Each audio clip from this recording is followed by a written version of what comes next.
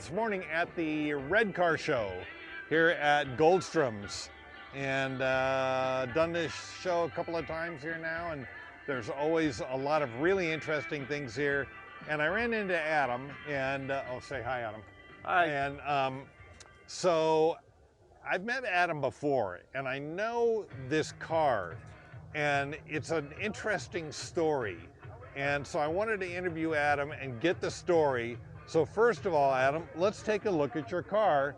And obviously it's a Ferrari. Oh, wait a second. Obviously. But it's not. It's not. Okay, so tell us what you've got here. It is a 1987 Pontiac Fiero Mera. A Mera. How do you spell that? M-E-R-A. Okay. There's a Pontiac Fiero Mera. Mera.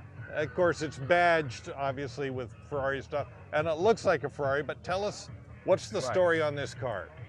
From 1987 to 1989, a company called Corporate Concepts, they took brand new Fieros and rebodied them. That's all they did. They didn't adjust or didn't alter the car in any other way other than the body. Interesting. And to make it look like a 308 Ferrari. Okay, so let's just walk around here, and because yeah, it does look like one at first glance. First glance, but the interior. Now I've got some Ferrari stuff in there, but the interior was stock. It was all 87 Fiero. They did it from 87 to 89. They made 247 of them. And then Fiero, or Ferrari, said, we don't appreciate what you're doing, and you need to stop. No kidding. Yes.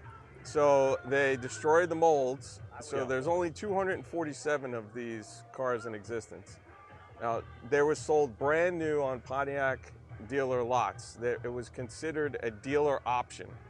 Interesting. That's what Mera is. So Mera was the option, the name of the option. So technically, it's a Pontiac. It is, yes, it is a Pontiac Fiero. Is there any indication as to why they did this to begin with?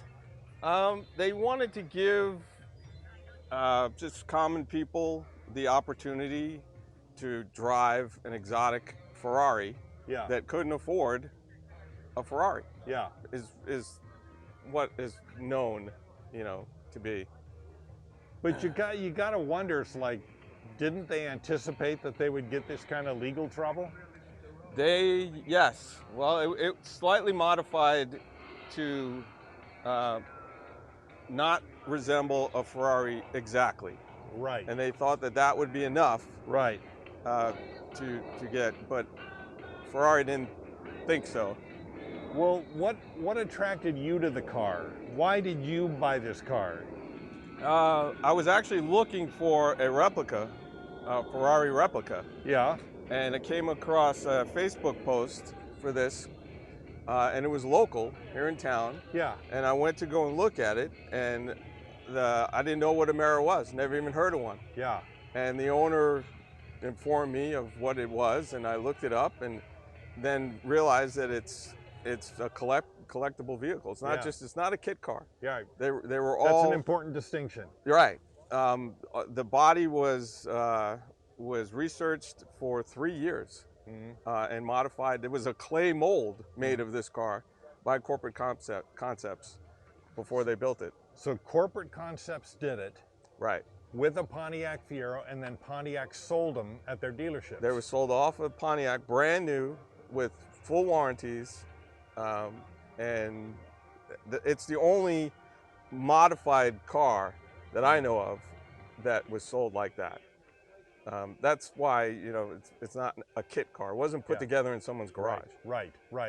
And the materials and the fit, the form, the gaps and everything are very much like a built car. Yeah.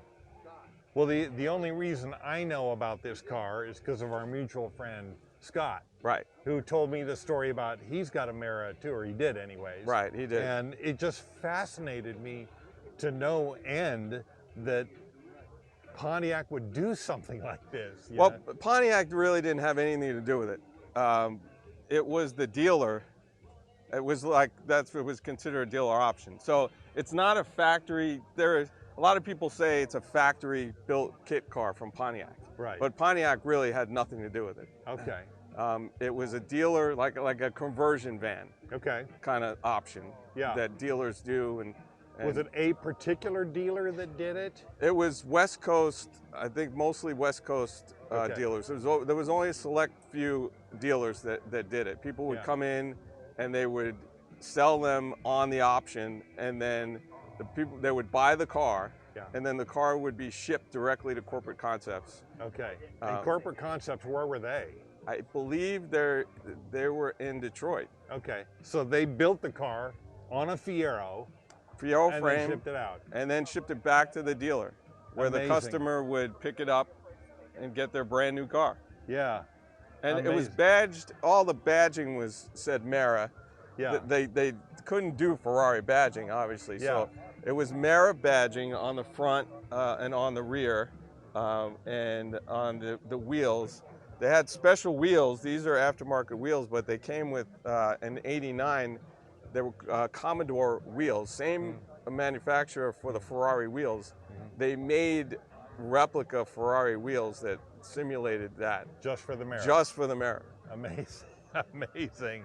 It's like they were every step of the way, they're asking for legal trouble. Yes. And they got it, right? And they got it. Yeah. They got it. Ferrari was like, we don't appreciate what you're doing. And they said, okay, we won't do it anymore. Yeah, and that was that. And that was that. And so it became more of a collectible item, a car, after that, because there's only a limited production of them. It's just such an automotive oddity. It is. It is part of American automotive history that nobody's ever heard of. Yeah, absolutely. Like I said, I never heard about it until I met Scott, and I'm like, is that a Ferrari? Right. He's like, well, no, but here's the story. So right. You know. How bizarre. And now, how long have you had this car? Probably 2 years, almost 2 years. Yeah. And you have to tell the story a lot, I bet. I tell the story all the time. Yeah. I like to tell the story. Yeah. It makes, a lot of the Mera owners, there's a community, obviously, because it's a small community. The Mera owners have been trying to rebadge them as Meras, taking the Ferrari badges off, because they're worth more as a Mera than as a replica Ferrari. Right. Amazing. I'm telling you, that's another thing that the internet's given us is, it's given us the opportunity to come together as owners of odd cars. Yep. So, I mean, you've got now owners from all over that can come together on the internet and compare notes and things like that. Yeah, So. and I mean, it's just a subset of the Fiero community, really, because it's really a Fiero. Yeah. And the Fiero community appreciates these cars more than anything. Yeah, another little known interesting car. I kind of like the Fieros. Yeah, well, it was the only American mid-engine car up until the recent Corvette. Yeah. Amazing. Wow. The Mera. The Mera. How's the performance on it? It's a Fiero. It's a Fiero. But I mean, this is a 5-speed. Yeah. Okay. So it has a little bit more pep, and enjoyment. I mean, it feels like I have fun driving it. Yeah. Because of the 5-speed. Yeah. But nobody knows when I get in this car, I feel like I'm in a Ferrari. Yeah. Nobody knows on the street that this is a Fiero. Well, like I said, 100 people out of 100 are going to look at this and go, it's a Ferrari. Yeah. So I get all the attention, of a Ferrari, but I don't have to pay the maintenance for it. Good point. So I mean, you just can't go wrong. Yeah. Well, I love it. It's like I said, it's just such a oddity, like you said, a great piece of American automotive history. The Pontiac Mera. What year? Yep. They made him from 87 to 89. 87 to 89, the Pontiac Mera. Well, there you have it, friends. A Pontiac Mera. Oh, looks wait. like a Ferrari. I stand corrected before everybody sends me all the emails. I think they made them from 87 and 88. 87 and 88. Yeah, 87. 88 was the last year of the Fiero. I would think Glad I corrected that. It wouldn't take too long for Ferrari to get wise to that and send the cease and desist letter, you know? Yeah. Yeah. Yeah. Amazing. I love it. What a great story. What an amazing little car. Thank you for sharing your car with us. Thank you.